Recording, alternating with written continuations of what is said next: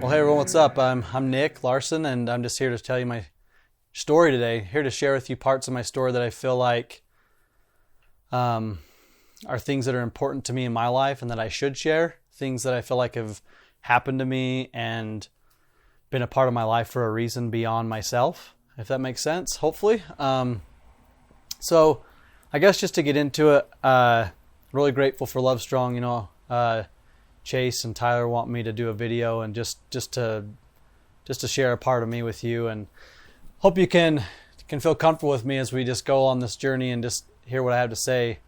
So, my story starts back way when I was a little boy. I was always kind of more, I guess you could say, like sexually frustrated. Like I didn't understand like my hormones. I didn't have a place to really go and talk about things, and I didn't have a place to really,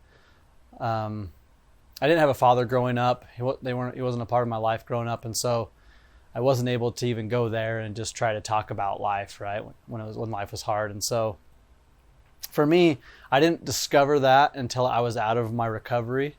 But one of the biggest parts of my story is, obviously my addiction to pornography and kind of how that led me down this path that I honestly never thought or knew that it would lead me. I don't want to say that I'm grateful for my pornography addiction, but at the same time, there's some amazing things that I've learned that I don't believe that I would be who I am today and wouldn't have learned those things the same way had I not gone through what I went through. And so just to kind of back up and come forward a little bit from when I was a youth, I got kind of mixed up in pornography when I was about 18 years old, and just graduated high school. I wasn't sure what I was wanting to do with my life. I was debating going on a mission for church that I'm a part of, and I'm a member of the Church of Jesus Christ of Latter-day Saints, and so I was debating going on a mission there, and I decided I wasn't going to do that. And then one thing kind of led to another, and I just kind of got lazy. I wasn't really responsible. I lived in a lot of denial. I was kind of, for a funny word that I knew a man used once, I was kind of a bum, that's all I was, I didn't really do much. And so, fast forward a little bit, I basically ended up getting mixed up in pornography because I wasn't doing anything. I wasn't really engaged in anything in my life. I wasn't going after any dream or goal or ambition, or I wasn't going to school, or I wasn't doing anything. And, so this kind of led me down this path in my life for a few years where I struggled heavily, and I got deeper and deeper into pornography. And then, a few years went by, and I ended up wanting to get a little better. So I met with an ecclesiastical leader, and they tried to help me the best they could. They never truly fully had the answers. They didn't fully understand how to help or connect with someone who was going through an addiction to something like pornography. And like I said, when I was younger, mine stemmed back to more than that, right? So it wasn't just pornography. It was kind of being like a sexual addiction and just having that frustration. And so now, as we're going through my story, I meet my wife. I probably have sobriety for a good, year or two. And then, long story short, me and my wife ended up getting married a couple of years later. And amazing, right? Best decision I ever made. And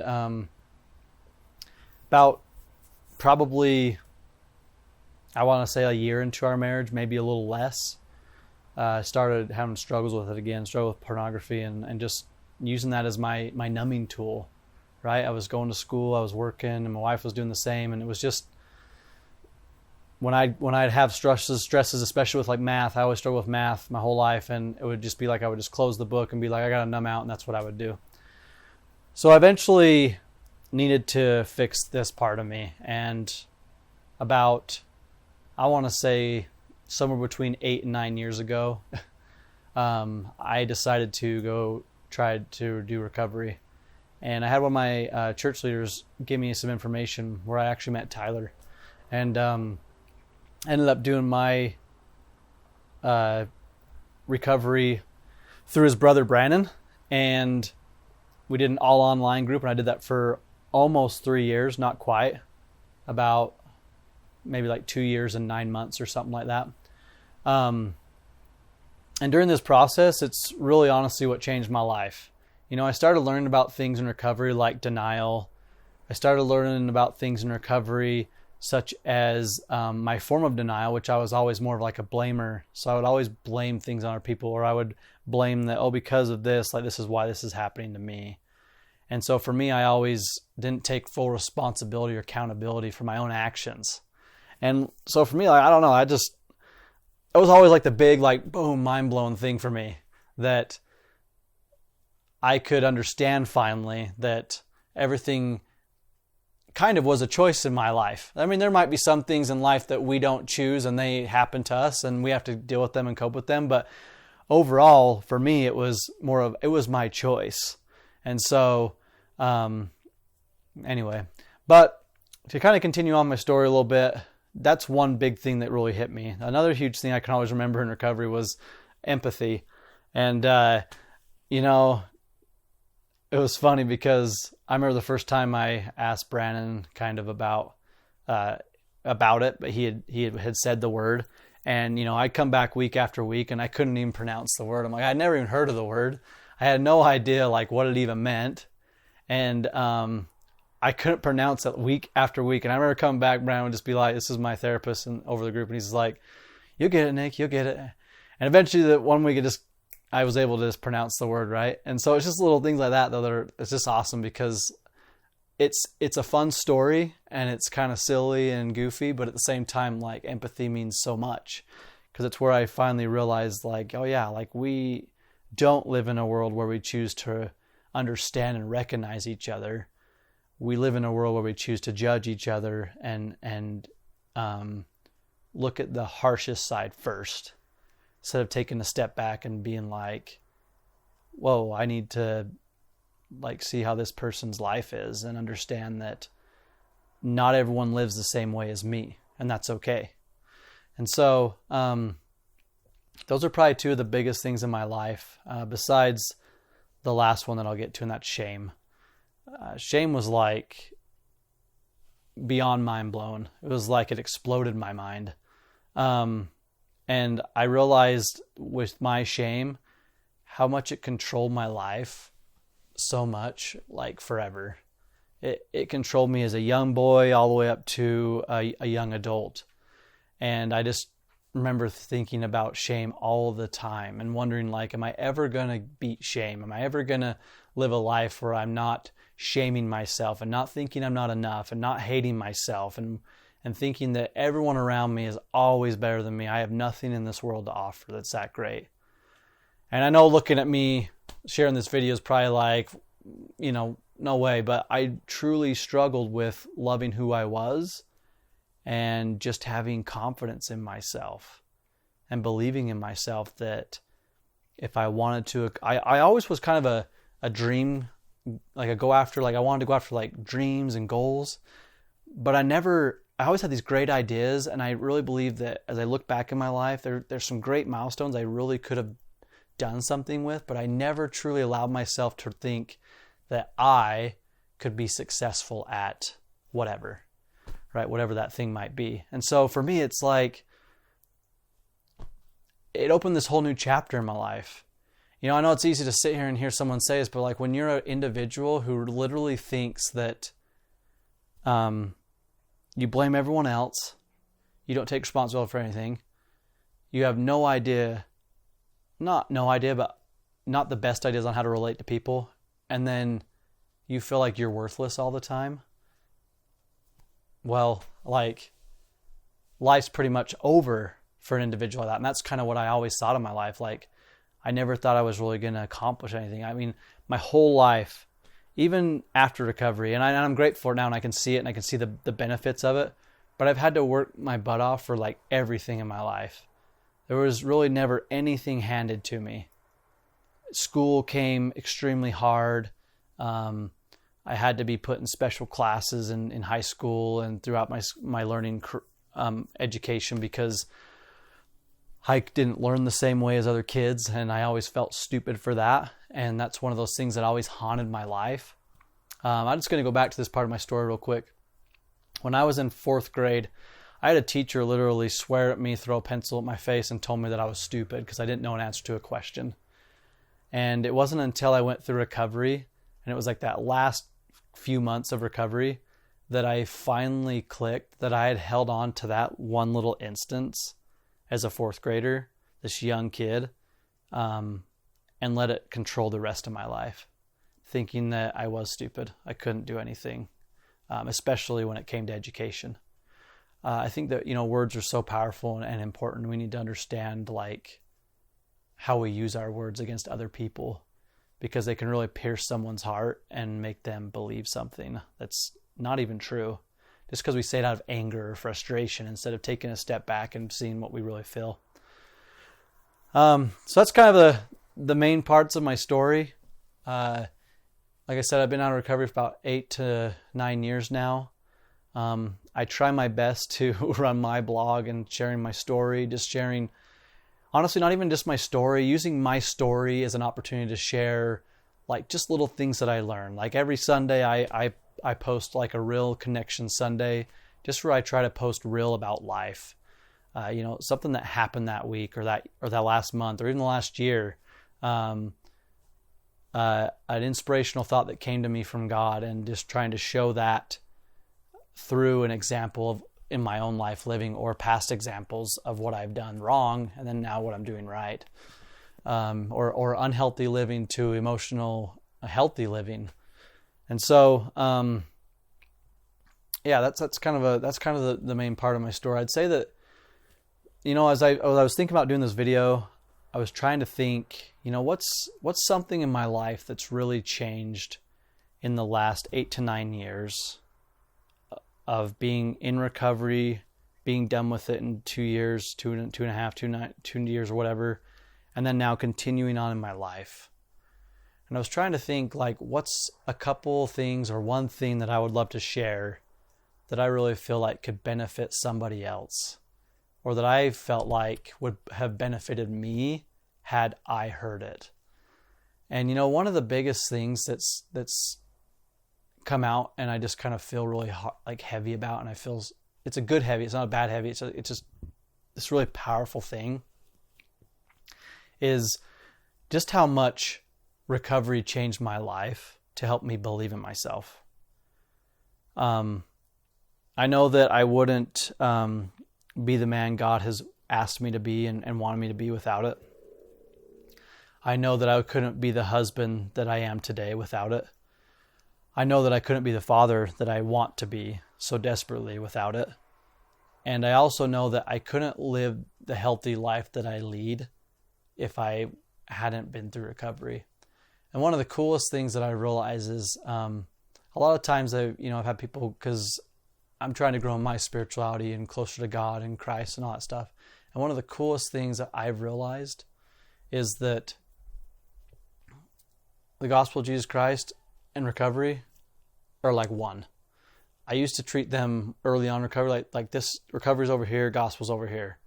And then as I kept bringing them closer and closer together, I would realize that I would read or hear different parts of the gospel and then recovery, and how much they mingled and they mix together and they share and they complement each other. And it was so cool to me, because I'm like, now I don't have to think, I've got to live recovery, I've got to live the gospel. Whatever. I could live both at the same time, and they help me be a better man, a better husband, a better father, a better friend, a better person of society, and kick out some of those social norms. I mean, just little things. Some of the things that I feel so heavy about in life lately are just the fact that we live in this world where everyone kind of wants to feel like their opinion's right, or their opinion's the most important.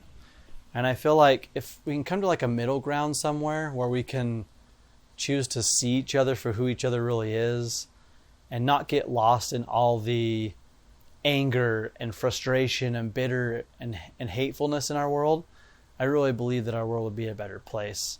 Just the other day I was thinking about anger, and I saw this video on YouTube, and it was this man that punched another man who was coming out of court who had killed a toddler or a baby. and this man runs up and just like starts beating him over the head. And I just wandered the comments. I want to see what people were saying. And so many people were just like so for this guy. And don't get me wrong, I can feel with this guy like wanting to go up and slug someone who hurts and kills a child. Yes, of course. But I think the saddest thing to me is that we live in a world where, and this is what one thing recovery's taught me, is that we live in a world that we want to fuel off hate and anger instead of fueling off of understanding and letting justice do its part and letting like ourselves not be controlled by what somebody else has done. And I know in this world that's really, really hard. But for me and what I know and believe, I know that anybody, including myself, will get the punishments that we all deserve one day, right? Like from God. If we choose not to repent of those things and ask for forgiveness and do it the right way and do it in the right mindset, those things will be taken care of. And so I guess for me, it brings me peace when I see these situations. I don't know why I bring that up, but I feel like so much in our world, especially in this last year, our world's been so different. I feel like our world is so full of hatred. People hate each other because they wear a mask or they don't wear a mask. People hate each other because they're a different color or they're not a different color. And I just don't understand that, to be honest with you. I think whatever part people think they should do, let them do it, and that's okay. Like, it doesn't mean we have to now be like angry at somebody just because they're doing something a little different than we are. So, back to and end up, I guess to sum up maybe real quick, the understanding of what recovery's really taught me. I want to kind of end with this because I really believe like this is kind of the bread and butter what recovery's taught me. And I hope I can do it justice. It's so broad and big in my mind that I have a hard time narrowing it down and like just giving it to you in an explanation, but I'll do my best. And one of that thing would be just teaching me how to live me, like teaching Nick how to live my life, and push away all the other people that tell me how I should live, push away all the social norms and everything else, and just be content living me and knowing that this is the person God wants me to be, and that to me that's good enough, right? Like that's enough for me. And so a couple of those things that go along with this are like I run my own business, and my business, I've had it for coming up on 8 years, and it was hard the first 3 to 4 years, and then it started booming and taking off, and I just it takes that time to build clientele and trust and get better at your craft and everything else. And now my business is flourishing, and I'm so grateful for it, and I'm so grateful for the hard work I put in and the hard work that God has seen, and He's blessed me as He's seen it. I feel like all that. But one of the things I feel like for me through this whole explanation of me just living me is realizing that what I do doesn't define me. So I could do anything in this world for a career, and that still isn't going to define who I am. I have passion for what I do for a living, and I love it, but it doesn't define Nick. In the end, we're defined by what's in here and who we ultimately want to be and the kind of imprint we want to leave on this world. So every day in my business, I try to be real with my customers. I try to take the opportunity, if I get a chance, to talk to them openly and honestly, and to make sure I'm always being honest, and I'm also being teachable.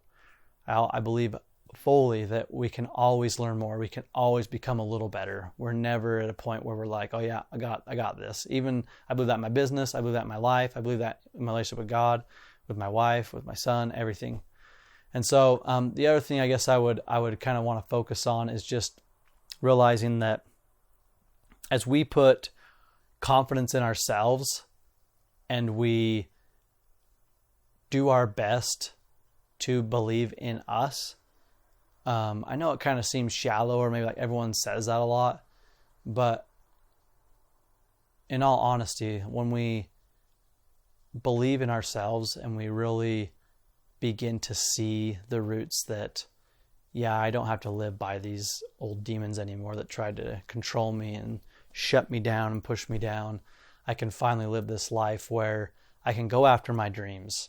I can live this life where everyone else may want me to be this person or do this job or whatever, but I don't have to do any of that. And in the end, it doesn't matter.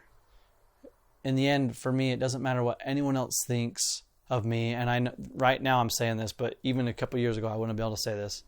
Right now, I really come to a point in my life where I don't really care what other people think of me other than what my wife thinks of me, because it's very important to me, and what God thinks of me. And those are really the only two people in this world that I really care about what think about other than what I believe and see about myself. And I really believe that we all need to get to a place where we can get there, because I think once we get there, we have a better opportunity to love one another and to help each other and just to be genuine with each other all the time.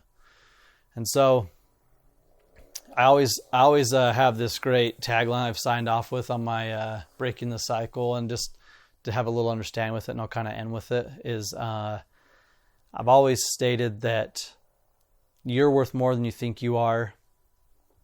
You're loved more than you think you are, and to always battle your demons and never lay down to them. And I always say these three things at the end because they're the three things in my life that have truly brought me peace. To know that we're worth more than we'll ever know. To love ourselves. To know that we're also loved more than we'll ever know. And to know that our demons are actually there to make us stronger. And I know for me in my life, up till I was 25, I never thought of it that way, never believed that, never crossed my mind. But I know it now, and it's the truth, that our weaknesses and our demons are truly there to make us become the person that we can be in this world and the best version of ourselves that we could ever imagine becoming. And so that's what I leave with you guys tonight. Hope you guys enjoyed my story. And if nothing else, I'm glad I could share a piece of me with you and just be real and honest and open. And I really appreciate sharing it. All right, see you guys.